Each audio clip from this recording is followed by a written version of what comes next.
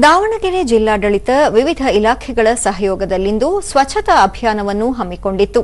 ಜಿಲ್ಲಾಧಿಕಾರಿ ಗಂಗಾಧರ ಸ್ವಾಮಿ ಕಾರ್ಯಕ್ರಮಕ್ಕೆ ಚಾಲನೆ ನೀಡಿ ಪ್ರತಿಜ್ಞಾವಿಧಿ ಬೋಧಿಸಿದರು.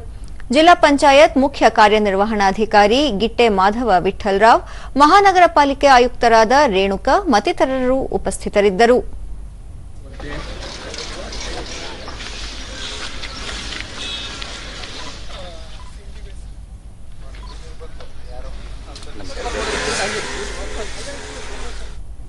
ಬಳಿಕ ಗಂಗಾಧರ ಸ್ವಾಮಿ, ಕೇಂದ್ರ ಸರ್ಕಾರದ ಮಹತ್ವದ ಯೋಜನೆಯಾದ ಸ್ವಚ್ಛತಾ ಅಭಿಯಾನ ಅಡಿಯಲ್ಲಿ ದಾವಣಗೆರೆಯಲ್ಲಿ ಸ್ವಚ್ಛತಾ ಕಾರ್ಯಕ್ರಮವನ್ನು ಹಮ್ಮಿಕೊಳ್ಳಲಾಗಿದೆ.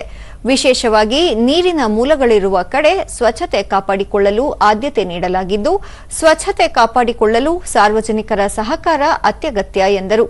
ಇದು ಇನ್ನು ಒಂದು ವಾರದ ದಿನದವರೆಗೂ, ಅಕ್ಟೋಬರ್ 2ನೇ ತಾರೀಕುವರೆಗೂ ಇದು ಗಾಂಧಿ ಜಯಂತಿವರೆಗೂ ನಡೆಸೋ ಕಾರ್ಯಕ್ರಮ ಇಟ್ಕೊಂಡಿದ್ದೀವಿ. ಗಿಟ್ಟೆ ಮಾಧವ ವಿಠ್ಠಲರಾವ್, ಜಿಲ್ಲೆಯಾದ್ಯಂತ ಸ್ವಚ್ಛತಾ ಕಾರ್ಯಕ್ರಮಗಳು ನಡೆಯುತ್ತಿದ್ದು, ವಿಶೇಷವಾಗಿ ಗ್ರಾಮೀಣ ಭಾಗದಲ್ಲಿ ಸ್ವಚ್ಛತೆ ಕಾಪಾಡಿಕೊಳ್ಳಲು ಗ್ರಾಮ ಪಂಚಾಯಿತಿಗಳು ಕೈಜೋಡಿಸಿವೆ. ಇಡೀ ಜಿಲ್ಲೆಯನ್ನು ಪ್ಲಾಸ್ಟಿಕ್ ಮುಕ್ತ ಮಾಡಲು ಸಂಕಲ್ಪ ಮಾಡಲಾಗಿದೆ ಎಂದರು.